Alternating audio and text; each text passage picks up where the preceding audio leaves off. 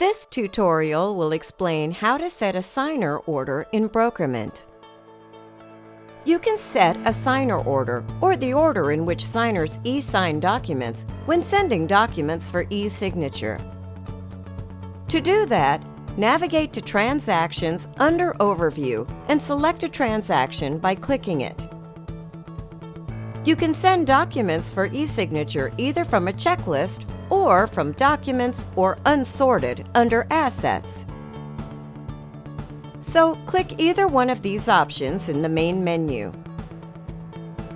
Then, locate a document or task on a checklist and click the Use Forms button on it. Or select the document or task and click either e-sign or Use Forms on the right panel. You can use either one of these buttons to send documents for e-signature. When you get the signers and other parties, step in the wizard that appears and add the signers. You can set the order in which the signers will sign the documents. To do that, select the Assign Signer Order checkbox and drag and drop the signers into the correct order. Proceed as prompted by the wizard, and on the final Send for Signature step, you can make your last-minute changes to the signer order as well by dragging and dropping the signers into the correct order.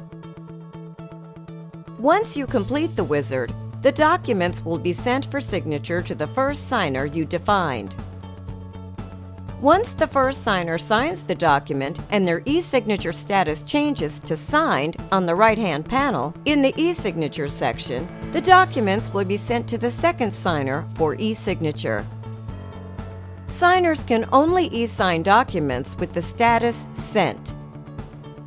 You won't be able to e-sign documents until they are signed by all the signers that are set to sign before you.